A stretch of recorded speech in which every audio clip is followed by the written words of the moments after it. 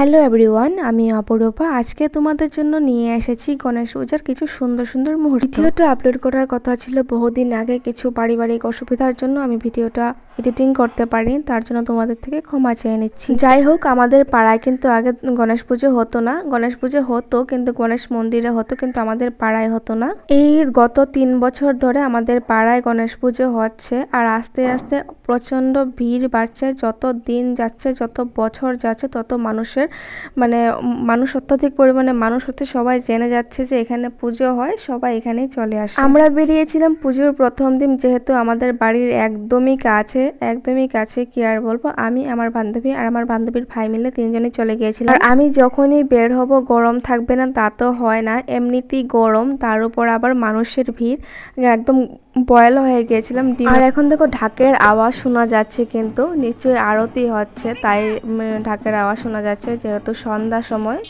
কথাই নেই, আরতি হবে। এখন আরতির সময়, তার জন্য আরতি হচ্ছে। এখন দেখো আমি কি বলছিলাম আর কি করছিলাম, একটু দেখো তোমরা।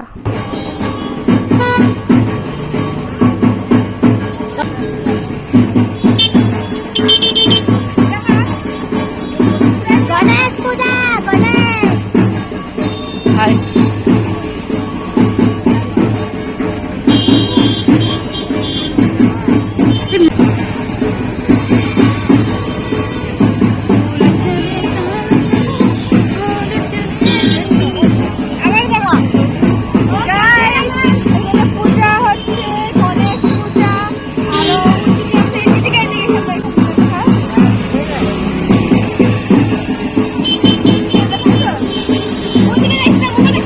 নিত না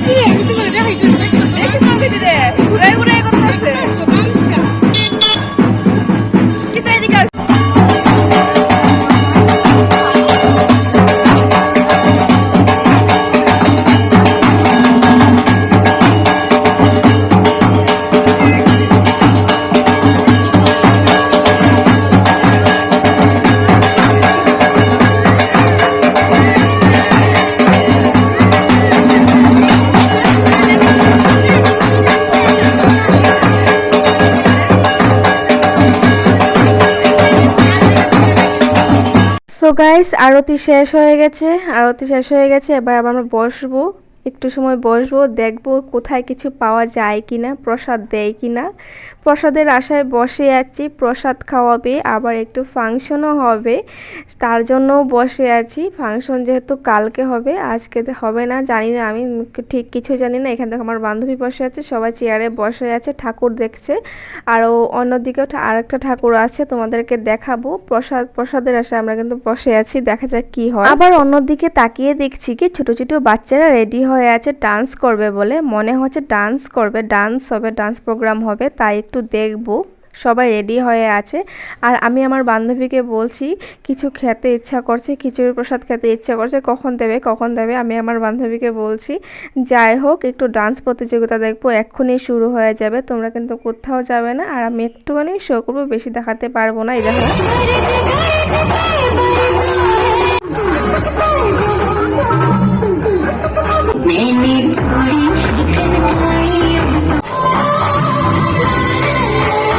সরি গাইস, তোমাদেরকে আমি এতটুকুই দেখাতে পারলাম, এর থেকে বেশি আমি দেখাতে পারবো না, প্রবলেম আছে, তার জন্য আমি দেখাতে পারবো না।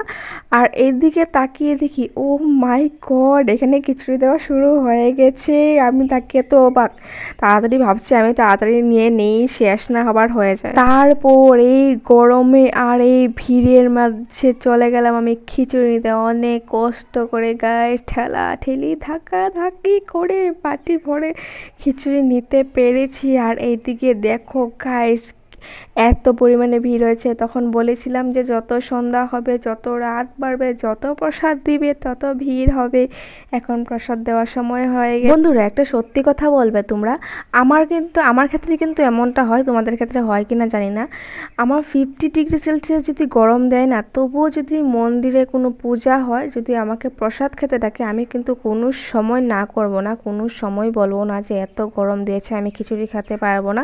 এর জলজান্ত মানে উদাহরণ দেখো, এই দেখো আমি সামনে খিচুড়ি নিয়ে কেমনে রাক্ষসের মতো খাচ্ছি, আর আমার ঘামের অবস্থা দেখো, ঘাম টুপ টুপ করে পড়ছে আর আমি খাচ্ছি। আমার তো খিচুড়ি ঘাম ঘাম পড়েই গেছে দেখে আমার কিন্তু খেয়াল নেই গাইস। আমি কিন্তু 2 বাটি খিচুড়ি খেয়েছিলাম আর এদিকে দেখাচ্ছিলাম, দেখো সবাই এমন দাঁড়িয়ে দাঁড়িয়ে খাচ্ছে। খিচুড়ি খেয়ে আরও গরম লেগে গেছে, মানে কি আর বলবো গাইস, বলার মতো নেই। আমি তো বন্ধুরা আগেই বলেছিলাম আমি খিচুড়ি ভীষণ ভালোবাসি। এই দেখো লাস্ট একটা আলু আছে, এটাকেও আমি ছাড়বো না, আলুটাকে আমি চুষে চুষে খাবো। যেহেতু আমার ঘরে আলু খাওয়ার জন্য, সব শাকসবজি খাওয়ার জন্য আমাকে এত বকা দিয়ে আমি খাই না, কিন্তু আমি মন্দির একদম পরিষ্কার করে খাই গাইস। আমি একটুকু ফালাইনি, একদম পরিষ্কার করে শুধু আলুর বাকলাটা খেতে পারিনি, সেটা গরু খায় তার জন্য আমি খেতে পারিনি। সেটাও যদি খাওয়া যেত তাহলে আমি খেয়ে। যাই হোক, আমি কিন্তু প্রসাদ কোনোদিনও ফালাই না, প্রসাদ ফালানো মহাপাপ, তার জন্য আমি প্রসাদ ফালাই না। এখানে দেখো আমার বান্ধবী 2টো পলিথিন খুঁজে, কারণ আমার বান্ধবী ঘরে পাঠাবে প্রসাদ, তার জন্য পলিথিন খুঁজে আমি দাঁড়িয়ে আছি। আর এখানে দেখতেই পাচ্ছ আমাদের গলিটার সামনেই একদম লেফট সাইডে আমাদের গলির ঘরে ঢুকে আর কি। আর এখান থেকে বেলুন নিয়ে এসেছি। এই বেলুনগুলো ফুলাই কেমনে রে ভাই, আমি তো বুঝি না। এবং ভিতরে লাইটিং কেমনে হয়, লাইট কেমনে জ্বলে, আমরা তো ঢুকাতে পারি না, এগুলো কি ফুটে না নাকি কিছু বুঝি না। কিন্তু এই বেলুনগুলো আমার ভীষণ ভালো লাগে। এই বেলুনগুলো দেখলে মনে হয় মেলা মেলা ফিল একটা আসে। আর 1 থেকে 2 বছর পরে আমাদের এখানে মেলা হবেই হবে। আমাদের এখানে পুজোটা শুরু হয়েছে, 3 বছর হয়েছে, তার জন্য অল্প কম ভিড় হয়। আরও 2-3 বছর পরে তো এখানে পাড়ায় দেওয়া যাবে না। ও হ্যাঁ বন্ধুরা, তোমরা যারা যারা আমার ভিডিওতে নতুন, তারা অবশ্যই আমার ভিডিওটা সাবস্ক্রাইব করে দিও। আর এখানে দেখো সকালে আমি প্রদীপ ধূপকাঠি জ্বালাতে গিয়েছিলাম, আর গণেশ বাবা থেকে এত সুন্দর লাগছে। এখানে দেখো প্রদীপ ধূপকাঠি জ্বালানো হয়ে গেছে, ভোগ দিয়েছিলাম। তোমাদের যদি ভিডিওটা ভালো লেগে থাকে, একটি করে লাইক, কমেন্ট এবং শেয়ার করে দিবে। শেয়ার করতে কিন্তু ভুলবে না কিন্তু। Tata bye, love you all friends.